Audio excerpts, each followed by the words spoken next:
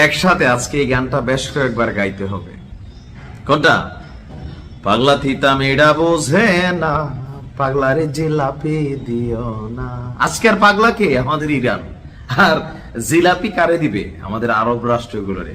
আমি তো মনে করি প্রতিদিন 2-4 প্যাকেট করে জিলাপি দেওয়া দরকার। ঝুঁকেঙ্গা নেই সালা না, মানে চেনটা দেখা যায় না তো, মাঝে মাঝে দেখাই আর কি, নতুন কিনছি। যাই হোক, ঘটনার প্রেক্ষাপট হচ্ছে আমাদের ইরানের বিরুদ্ধে আরব রাষ্ট্রগুলোর যে গোপন ষড়যন্ত্র, ইরানের বিরুদ্ধে আরব রাষ্ট্রগুলো নিজেদের ঘাঁটিতে যে মার্কিন গোষ্ঠীগুলোকে লালন পালন করছে নিজেদের টাকা দিয়া, সেই গোষ্ঠীগুলো যখন ইরানের বিরুদ্ধে অভিযান চালালো, সৌদি বলতেছে না ভাই, করলো খবিস ইরান, এরা শিয়া, আমরা সুন্নি, আমরা বেস্ট। এই জন্য সারা পৃথিবীর সবচেয়ে বেশি সিনেমা হল সৌদিতে, নাকি? বাহরাইন নীরব, কুয়েত নীরব, সবগুলা তলে তলে প্রস্তাব দেখো, শোনো আমেরিকার সাথে বাড়াবাড়ি করো না। ইসরায়েল যেমনি মাইন হেলাও, এদেরকে আমেরিকা একটা মন্ত্র পাঠ করাইছে। কোন মন্ত্র? ইরান যদি শক্তিশালী হয় বাবা, দেখবে একদিন তোমাদের সবাইকে এরা দখল করে ফেলবে। এখন এই যখন পরিস্থিতি, ইরানের সশস্ত্র বাহিনীর নতুন প্রধান আব্দুল রহিম মোসাবি তিনি এক বিবৃতি দিয়েছেন। তিনি বলছেন যে অপরাধী যুক্তরাষ্ট্র এবং তার অপরাধী সন্তানদের জানা উচিত। ওয়ার্ডের ডায়লগ, হ্যাঁ? অপরাধী যুক্তরাষ্ট্র এবং তার অপরাধী সন্তানদের জানা উচিত ইসরায়েল নামের তাদের যে অবৈধ বাচ্চা আছে, এর পাশাপাশি ইসলামের যোদ্ধারা যারা মার্কিন স্বার্থ এবং সেনাবাহিনীর বিরুদ্ধে যে কোনো পদক্ষেপ নিতে প্রস্তুত, আমরা কখনোই পিছুপা হব না। শুধু ইসরায়েল নয়, মধ্যপ্রাচ্য জুড়ে থাকা যে কোনো মার্কিন সামরিক ঘাঁটিকে ইরান বৈধ টার্গেট বলে মনে করে। তবে এই কি বলা হয় যে অভিযানগুলো কোন আরব রাষ্ট্রের বিরুদ্ধে না, তবে যে সকল রাষ্ট্র ইরানকে শেষ করার জন্য তাদের ভূমিকে আমেরিকা অথবা ইরানের শত্রুদেরকে ব্যবহার করতে দিচ্ছে, তাদের বিরুদ্ধেও ব্যবস্থা নেওয়া হবে। তবে বিষয়টি হবে শুধুমাত্র মার্কিন সামরিক ঘাঁটি, আর টার্গেটের মধ্যে ইসরায়েল থেকে শুরু করে মধ্যপ্রাচ্য জুড়ে থাকা যে কি বলা যে সামরিক ঘাঁটিগুলো আছে, এর মাঝখানে আপনারা জানেন 12 থেকে 14টা আরব রাষ্ট্রে কিন্তু এই ঘাঁটিগুলো আছে। ইরানের কৌশলগত প্রতিক্রিয়ার অংশ হিসাবে ইরান বলছে যে সাময়িক যুদ্ধবিরতি এক জিনিস, কিন্তু যদি কোনো মিত্র শক্তি অথবা আরব শক্তি ইরানের বিরুদ্ধে বা পশ্চিমাদের পক্ষে তাদের জমিনকে বা ভূমিকে ব্যবহার করতে দেয়, আর এ থেকে ইরান কোনো ক্ষতিগ্রস্ত হয়, তাহলে তাদের পরিণতি হবে আপনার কাতারের মতো। আলোচনায় কেন কুয়েতের নাম? বলছে যে কুয়েতে আপনার মার্কিন যুক্তরাষ্ট্রের যে ঘাঁটি আছে, সেই ঘাঁটি থেকে পরবর্তী কোন একটা হামলা চালানোর পরিকল্পনা বা ফন্দি আসছে আমেরিকা। আমেরিকার যখন এই সকল অ্যাক্টিভিটিস চলতেছে, ইরানের কাছে গোয়েন্দা তথ্য আছে। তো ইরান হুঁশিয়ারি বার্তা দিচ্ছে যে এরকম ঘটনা যদি কারোর ভূমি থেকে আবার হয়, তাহলে তাদের ভূমিতে থাকা পশ্চিমাদের সেই ঘাঁটিকে ইরান উড়িয়ে দেবে। এখন কুয়েতে যদি কোনো রকম চক্রান্ত হয়ে থাকে বা আমেরিকা যদি কোনো একটা পরিকল্পনা করা থাকে যেটা কুয়েত থেকে বাস্তবায়ন করবে, কুয়েতের উচিত কাতারের পরিণতি দেখে শিক্ষা নেওয়া এবং কি আমেরিকাকে এই ধরনের কোন রকম ভূমিকায় যেতে না দেওয়া, বাধা দেওয়া। আর এরপরে যদি ব্যবহার করতে দেয়, আমি মনে করবো ইরান যদি কোনো ফান্ড কালেকশন করে, আমি ভাই গরিব মানুষ 2,000-5,000 আমিও দেব ইনশাল্লাহ।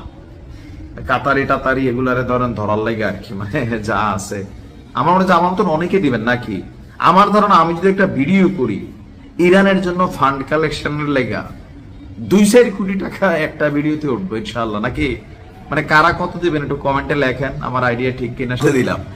মিনিমাম লেভেলে আজকের দিনে এসে আফগানিস্তানও শুনছি আমরা তলে তলে এই পরমাণু কর্মসূচি বা ইউরেনিয়াম সমৃদ্ধকরণের প্রকল্প হাতে নিয়েছে। অপরদিকে ইরানের অবস্থান কি?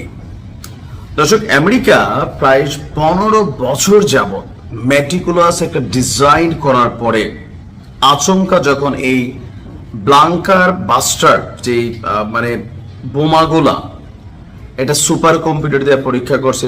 দুনিয়ার সবচেয়ে মেধাবীরা এটার মধ্যে কানেক্টেড হয়েছিল যে এটার একদম গুড়া গুড়া করে দিতে হবে, তাই না? একদম উপর থেকে পড়বে আর একদম মাটি ছেইদা যে পর্যন্ত আছে গোয়েন্দা তথ্য, এই টানেলের গভীরতা, বা ধরেন এটা কি পরিমাণ বিস্ফোরক বহন করবে, 15 বছরের সেই অভিজ্ঞতা ফেইল মারছে ইরানের সামনে। আমি মনে করি ইরানের জন্য বা আমাদের জন্য, দেখেন না ইরানের আছে কিন্তু আমার খুশি লাগে কেন? কজ আমি ইরানকে সাপোর্ট করি। আমি মনে করি মধ্যপ্রাচ্যের মধ্যে ইরানের মতো যদি 2-4টা বাঘের বাচ্চা থাকতো তাহলে পশ্চিমাদের এই এলাকাতে ঢুইকা গুটিবাজি করার কোনো সুযোগ থাকতো না। যুক্তরাষ্ট্র এবং ইসরায়েলের হামলায় যেই 3টি প্রধান, বিশেষ করে ফোর্দো এই কারণে বলছি, ফোর্দোতে কিন্তু রাশিয়ার বিজ্ঞানীরা কাজ করতো।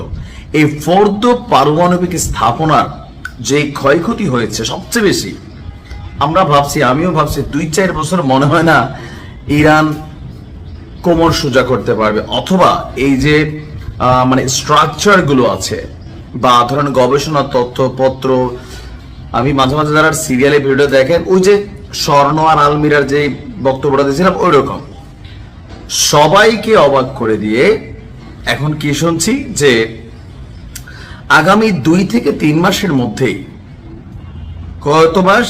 অনলি 2 থেকে 3 মাস, 2 থেকে 3 মাসের মধ্যেই সমৃদ্ধ ইউরেনিয়াম উৎপাদন শুরু করতে যাচ্ছে ইরান, অথবা পারবে। আর এই মন্তব্য কে করেছেন? একটা আছে যে নিজের গান নিজে গাচ্ছি, হ্যাঁ, মানে গোয়াল্লার দুধ তো নিজের কাছে ভালো, পাবলিকের কাছে খবর কি? আসেন, এই তথ্য দিয়েছে জাতিসংঘের পরমাণু পর্যবেক্ষণ সংস্থার প্রধান রাফায়েল গ্রোসি। এই কথাটার 2টা মিনিংস থাকতে পারে। একটা হচ্ছে আরেকবার মারবে ইরানকে, দুনিয়া যেন কোনো কথা না বলে। আবার আরেকটা হতে পারে সত্যি সত্যি ইরান ওই লেভেলে তাদের সামরিক দক্ষতা নিয়েছে, অথবা আমরা মাঝখানে শুনতেছিলাম যে ইরান তাদের মেশিনারিজ গুলা ট্রাকে ভৈরা ভৈরা একদম নিরাপদ জোনে সরিয়ে নিয়েছিল, ইরানও বলছিল। এমনকি আন্তর্জাতিকভাবে বিশ্লেষকরা একই কথা বলছে, এটা সত্যি হতে পারে।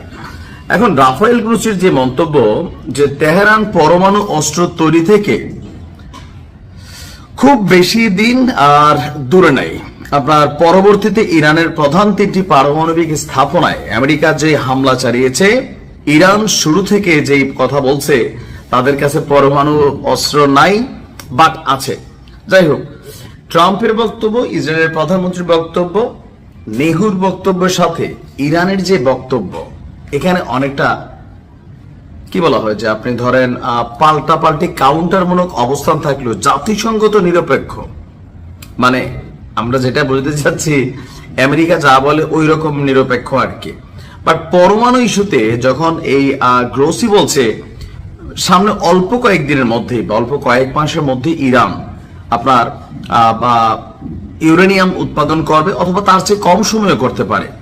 আরেকটি গুরুত্বপূর্ণ প্রশ্ন হলো যে ইরান কি পরিমাণ ইউরেনিয়াম মজুদ রেখেছে। তাদের দেওয়া তথ্য অনুযায়ী তারা বলছে তারা যে 408.6 কেজি বা 900 পাউন্ড। চিন্তা করেন কি এক জিনিস, 480 কেজি মানে কয় মন?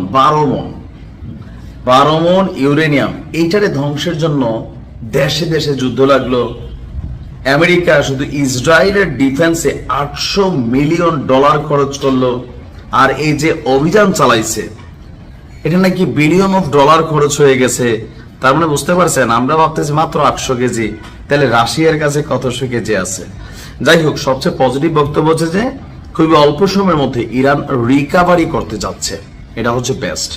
ইনশাআল্লাহ কথাগুলো যেন সত্য হয়। ভালো থাকুন।